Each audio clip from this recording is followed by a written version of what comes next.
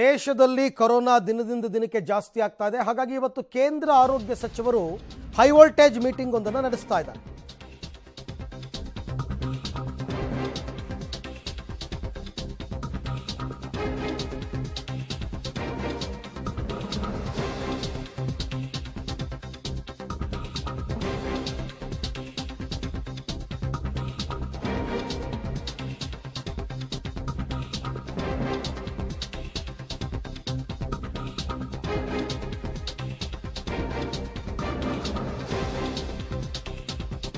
ಕೇಂದ್ರ ಆರೋಗ್ಯ ಸಚಿವ ಮನ್ಸುಖ್ ಮಾಂಡವಿಯಾ ನೇತೃತ್ವದಲ್ಲಿ ನಡೆದ ಸಭೆ ಮುಕ್ತಾಯವಾಗಿದೆ.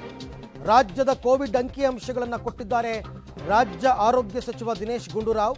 ಸದ್ಯಕ್ಕೆ ಎಷ್ಟು ಕೋವಿಡ್ ಕೇಸ್ ಆಕ್ಟಿವ್ ಆಗಿದೆ, ಟ್ರ್ಯಾಕ್ ಸಭೆ ನಡೆಸಿ ಏನೆಲ್ಲ ಕ್ರಮ ಕೈಗೊಳ್ಳಲಾಗಿದೆ, ಆಸ್ಪತ್ರೆಗಳಲ್ಲಿ ಆಕ್ಸಿಜನ್, ಮೆಡಿಸಿನ್, ಬೆಡ್ಗಳ ಬಗ್ಗೆ ಮಾಹಿತಿಯನ್ನು ಕೊಟ್ಟಿದ್ದಾರೆ ದಿನೇಶ್ ಗುಂಡೂರಾವ್. ಈಗ ಸಭೆ ಮುಕ್ತಾಯ ಆಗಿದೆ. ನಮ್ಮ ರಾಜ್ಯದ ಬಗ್ಗೆ ಚರ್ಚೆ ನಡೀತಾ ಇತ್ತು, ಅದೆಲ್ಲವೂ ಕೂಡ ಮುಕ್ತಾಯ ಆಗಿದೆ.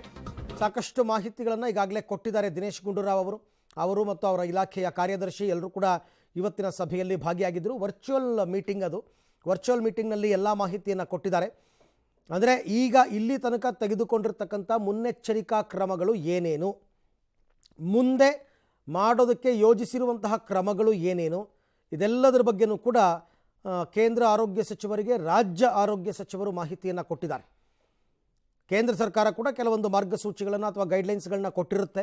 ಸಹಜವಾಗಿ ಏನೇನು ಅಂಶಗಳನ್ನ ಜಾರಿಗೆ ತರಬೇಕು, ಯಾವ ರೀತಿ ಇದನ್ನು ಮ್ಯಾನೇಜ್ ಮಾಡಬೇಕು, ಎಲ್ಲ ಮಾಹಿತಿಯನ್ನು ಕೂಡ ಸಹಜವಾಗಿ ಕೊಟ್ಟಿರ್ತಾರೆ. ಹಾಗೆಯೇ ರಾಜ್ಯ ಸರ್ಕಾರದ ವತಿಯಿಂದ ಕೇಂದ್ರಕ್ಕೆ ಏನಾದರೂ ಮನವಿಗಳು ಹೋಗಿರಬಹುದು. ನಮ್ಗೆ ಆ ರೀತಿ ನೀಡಿದೆ, ಈ ರೀತಿ ನೀಡಿದೆ, ಈ ಥರ ಅನುಕೂಲ ಮಾಡಿಕೊಡಿ ಅಂತಲೂ ಕೇಳಿರಬಹುದು. ಮನ್ಸುಖ್ ಮಾಂಡವಿಯಾ ಕೇಂದ್ರದ ಆರೋಗ್ಯ ಸಚಿವರ ನೇತೃತ್ವದಲ್ಲಿ ಹೈ ವೋಲ್ಟೇಜ್ ಸಭೆ ಎಲ್ಲ ರಾಜ್ಯಗಳ ಆರೋಗ್ಯ ಸಚಿವರು ಮತ್ತು ಇಲಾಖೆಯ ಕಾರ್ಯದರ್ಶಿಗಳ ಜೊತೆ ಇವತ್ತು ನಡೆಸಿರ್ತಕ್ಕಂಥ ಮೀಟಿಂಗ್. ಅದರಲ್ಲಿ ಕರ್ನಾಟಕದ ಭಾಗ ಮುಕ್ತಾಯ ಆಗಿದೆ. ಈಗಾಗಲೇ ಕರ್ನಾಟಕದ ವಿಚಾರವನ್ನು ಈಗಾಗಲೇ ಅವರು ಮಾಹಿತಿಯನ್ನು ಕೇಳಿ ಪಡ್ಕೊಂಡಿದ್ದಾರೆ. ಒಂದು ವೇಳೆ ಏನಾದರೂ ಗ್ರ್ಯಾಜುವಲ್ ಆಗಿ ನಂಬರ್ಸ್ ಜಾಸ್ತಿ ಆಗ್ತಾ ಹೋದರೆ, ಯಾಕೆಂದರೆ ಅದು ದಿನದಿಂದ ದಿನಕ್ಕೆ ಡಬಲ್ ಆಗ್ತಾ ಹೋಗೋದನ್ನೆಲ್ಲ ನಾವು ನೋಡಿದ್ದೀವಿ ಈ ಹಿಂದೆ. ಹಾಗಾಗಿ ಆ ರೀತಿ ಆಗ್ತಾ ಹೋದರೆ ರಾಜ್ಯದಲ್ಲಿರ್ತಕ್ಕಂಥ ಆಸ್ಪತ್ರೆಗಳು ಸನ್ನದ್ಧ ಸ್ಥಿತಿಯಲ್ಲಿ ಇದೆಯಾ ಇಲ್ವಾ ಅನ್ನೋದ್ರ ಬಗ್ಗೆ ಎಲ್ಲ ಮಾಹಿತಿಯನ್ನು ಕೊಟ್ಟಿದ್ದಾರೆ. ಈ ವಿಚಾರಕ್ಕೆ ಸಂಬಂಧಪಟ್ಟಂತೆ ಮತ್ತಷ್ಟು ಮಾಹಿತಿ ನನ್ನ ಕೊಲೀಗ್ ಪವಿತ್ರ ಅವರಿಂದ ಪಡೆಯೋಣ. ಪವಿತ್ರ, ಸಭೆ ಮುಕ್ತಾಯ ಆಗಿದೆ ಅಂತಕ್ಕಂಥ ಮಾಹಿತಿ ಬಂದಿದೆ. ಏನೆಲ್ಲ ಚರ್ಚೆ ಆಗಿದೆ? ಪ್ರಮುಖವಾಗಿ ಕೇಂದ್ರ ಸರ್ಕಾರ ಅಂದರೆ ಆರೋಗ್ಯ ಇಲಾಖೆ ಏನಾದರೂ ಗೈಡ್ಲೈನ್ಸ್, ಮಾರ್ಗಸೂಚಿಗಳ ರೂಪದಲ್ಲಿ ಏನಾದರೂ ಕೊಟ್ಟಿದೆಯಾ ರಾಜ್ಯಕ್ಕೆ ಮಾಹಿತಿಯನ್ನು ಅಂತ?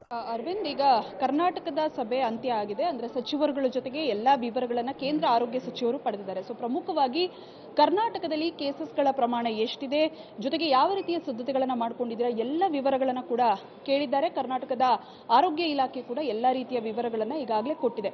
ಸೊ ಪ್ರಮುಖವಾಗಿ ಕರ್ನಾಟಕದ ಕನ್ಸರ್ನ್ ಇರುವಂತದ್ದು ಪಕ್ಕದ ನೆರೆ ರಾಜ್ಯ ಕೇರಳ ಆಗಿರೋದ್ರಿಂದ ಸೊ ಒಂದಿಷ್ಟು ಸಮಸ್ಯೆಗಳು ಆಗ್ಬೋದು. ಸೊ ಹಾಗಾಗಿ ಕೇಸಸ್ಗಳ ಸಂಖ್ಯೆ ಹೆಚ್ಚಾದ್ರೂ ಕೂಡ ಅಚ್ಚರಿ ಇಲ್ಲ ಅನ್ನುವಂತಹ ಮಾತನ್ನ ಆರೋಗ್ಯ ಸಚಿವರು ಕೂಡ ಸಭೆಯಲ್ಲಿ ಪ್ರಸ್ತಾಪವನ್ನ ಮಾಡಿದ್ದಾರೆ. ಹಾಗಾಗಿ ನಾವು ಈಗ ಸದ್ಯದ ಮಟ್ಟಿಗೆ ಐಸಿಯುಗಳ ಸಿದ್ಧತೆಯನ್ನ ಮಾಡ್ಕೊಂಡಿದ್ದೀವಿ, ವೆಂಟಿಲೇಟರ್ಗಳನ್ನ ಸಿದ್ಧತೆಯನ್ನ ಮಾಡ್ಕೊಂಡಿದ್ದೀವಿ, ಜೊತೆಗೆ ಆಕ್ಸಿಜನ್ ಪ್ಲಾಂಟ್ಗಳ ವಿಚಾರದಲ್ಲೂ ಕೂಡ ಎಚ್ಚರಿಕೆಯನ್ನ ವಹಿಸಿದ್ದೀವಿ ಅನ್ನುವಂತಹ ಮಾಹಿತಿಯನ್ನು ಕೊಟ್ಟಿದ್ದಾರೆ.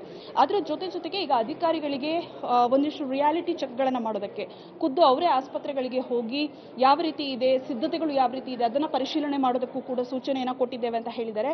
ಪ್ರಮುಖವಾಗಿ ಇನ್ ಕೇಸ್ ಏನಾದರೂ ಕರ್ನಾಟಕಕ್ಕೆ ಹೆಚ್ಚುವರಿ ನೆರವು ಏನಾದರೂ ಬೇಕಾದ್ರೆ, ಅದರಲ್ಲೂ ಕೂಡ ಮೆಡಿಸಿನ್ಗಳ ವಿಚಾರದಲ್ಲಾಗಿರ್ಬೋದು, ಮೆಡಿಕಲ್ ಕಿಟ್ಗಳ ವಿಚಾರದಲ್ಲಾಗಿರ್ಬೋದು, ಸೊ ಇದರ ಹೆಚ್ಚುವರಿ ನೆರವನ್ನ ಬೇಕಿದ್ರೆ ನಾವು ಕೇಂದ್ರದಿಂದ ಕೋರ್ತೀವಿ. ಆ ಸಮಯದಲ್ಲಿ ನಮಗೆ ಸಹಕಾರ ಬೇಕು. ಯಾಕಂದ್ರೆ ಈ ಹಿಂದೆ ಕೋವಿಡ್ ಬಾಧಿತ ರಾಜ್ಯಗಳಲ್ಲಿ ಕರ್ನಾಟಕವೂ ಕೂಡ ಟಾಪ್ ಲಿಸ್ಟ್ ನಲ್ಲಿತ್ತು.